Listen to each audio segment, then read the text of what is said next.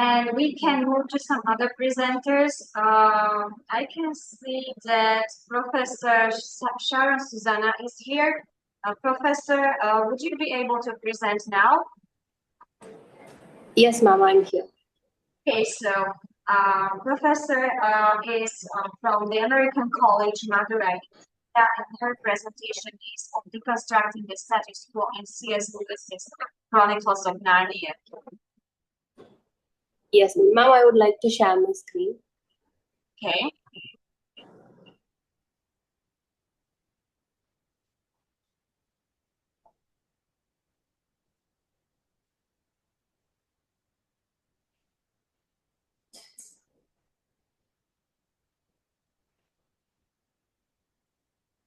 Yeah, is my screen visible, ma'am? Yes. So, good afternoon, everyone. It's my pleasure to present the paper titled Deconstructing the Status Quo in C.S. Lewis's The Chronicles of Narnia. So, the series is an acclaimed work of children's literature, which is known for its Christian allegory. And this series incorporates the conventional Christian and constructed social ideologies. It's didactic in nature and also instructs the readers with moral values. Though the narration of the series is in the form of prose, Lewis has also infused poetic faculties that include rhythm, meter, rhyme, and imagery. And this article studies and deconstructs the constructed and conventional ideologies of the binaries, logocentrism, and hierarchies. And it also studies the ambiguities in these features. The series holds a constant rift between the good and the evil. The embodiment of goodness and virtue in this series is Aslan, the lion. Aslan is portrayed to be the central character of the series that redeems and saves the subjects of Narnia. Aslan's presence in itself is a robust for the Narnians and their army. The lines that are displayed in the screen talk about Aslan's return. Uh, Aslan and his deeds are ambiguous as they are not always fixed to be in that realm of acting a savior or a redeemer. In the novels, it is seen that Aslan has already left Narnia in the beginning. Even after the victory in the battles, Aslan does not choose to stay with the Narnians. So the victories over battle do not actually seem like victories for them as they do not persist. And once he leaves, there enters the troubles and the intruders. Narnia suffers, then comes Aslan, wins the battle, and leaves. This cycle goes repetitive and gives no stability and conformity to the Narnians. Not every time and not every Narnian has the same perspective on him, as some fear him and some are skeptical about his presence and existence as well. For he does not happen to be a constant in Narnia, but the one that appears, disappears, and reappears. And these multiple perspectives that are also the multiple truths about him, as stated by different characters in the series, lead to question the credibility and reliability of Aslan, thereby making him an ambiguous and not a character of integrity. And next, coming to the prophecy of Adam's flesh, which challenges logocentrism, for it has its meaning differed. The kings and queens of Narnia, who are Adam and Eve's children, need Aslan, who is a lion, every time for the evil to be banished. And it is not like, as said in the prophecy, that they need only a human. For them to take up their thrones, they have to win the battles against evil with a lion's support. And again, Caspian, who is a prince, cannot do anything on his own for the Narnians, though he intends good and also he is one of Adam's flesh. He needs the help of the Pevensies. The Telmarines again are a threat to the Narnians in spite of being human beings. And it also has happened that the Narnians fight against them. Hence, the prophecy of this Adam's flesh does not hold a concrete and an immediate meaning, but a difference. The stone table in Narnia is believed to be one of the ancient and historically rooted possessions of the Narnians. The White Witch's squeal in the first part of the series challenges the idea of logocentrism. Aslan's arrival, sorry, Aslan's revival questions the authority of the law that claims to be unchangeable. Any life that is taken in the stone table for betrayal is doomed forever.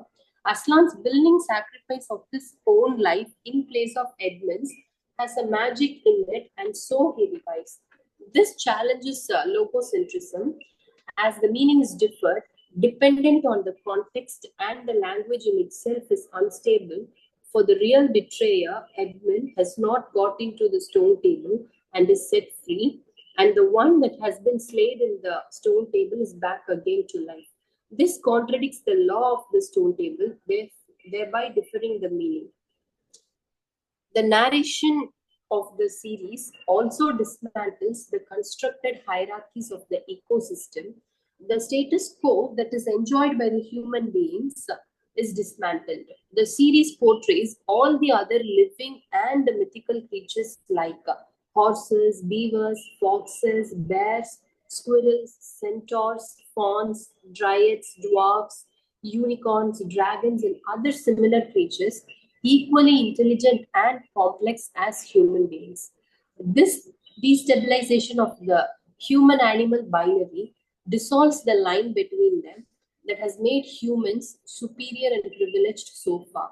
These characters are able to make decisions, do logical predictions, state situations. They were able to propel the actions, prompt themselves and other characters. One example is the Dryads song in the second part of the series, which symbolizes the connection between nature, especially of the flora and the Narnian environment. It also signifies that the reviving spring in Narnia is not only for Adam's flesh and bone, but also for the Dryads, whose revival is in no way lesser than that of the humans and other beings as well. And finally, Reepicheep's song in the third part of the series occurs in repetition throughout the novel. This is also a prompt, a promise, and a hope for the characters of the series for Aslan's land of eternity. And this mouse happens to serve as the constant reminder of Aslan's promised land, but not a human. And it is also the same mouse that happens to end up in that land towards the end of the same novel, and not any human. The prophecy mentions the humans as Adam's flesh and bone, not with their names, even though they have their respective names. In the beginning, even the Narnians greet them as daughter or son of Adam and Eve, but not with their names. This naming identity has been ward off, and humans again are put in an equal status to any other clans of characters rather than being kept in the superior realm. The conclusion of this study has uncovered the complexities, instabilities, and the contradictions in the text.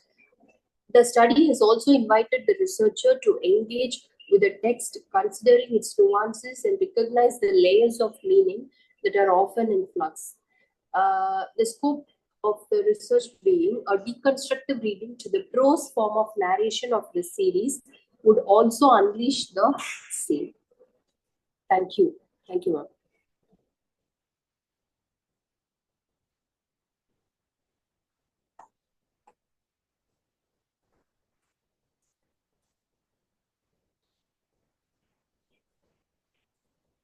Thank you for your presentation. Maybe I can start with one question. It's not maybe directly related to what you are talking about, but since I am somewhat familiar with Lewis's work and the scholarly attitudes towards it, there's been a quite huge criticism about that C.S. Lewis combines characters from all sorts of like mythologies or religious backgrounds and so on. There is of course Adnan, as you mentioned, as the Christian Christ figure. Then there are characters from, for example, Greek, Roman mythology. I'm not sure if he does incorporate anything from Asian mythology as well. I can't remember top of my head right now. Then there's the dryads, fairies, and so on. So maybe what's your attitude or opinion on this? I perceive that many of his works are with the same concepts, ma'am. But the thing is that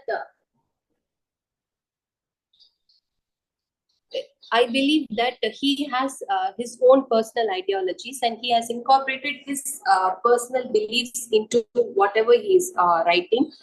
And later, but it is read that he has defied many of the ideologies that he has incorporated in many of his texts. And as for I have read in these texts, I was unable to find any Asian mythologies.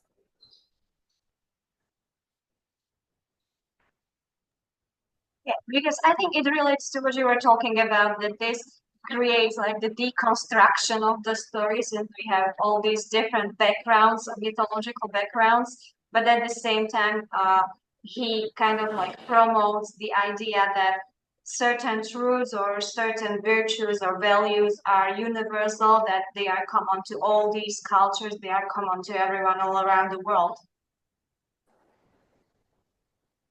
Yes, ma'am, but the deconstruction is done mainly with that Christian mythological beliefs, ma'am, because the novel incorporates more of Christian mythologies than any other mythology. So my focus is on deconstructing those mythological values.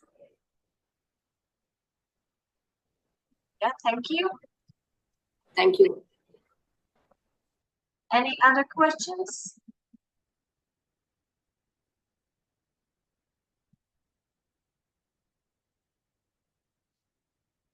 So thank you very much for the presentation.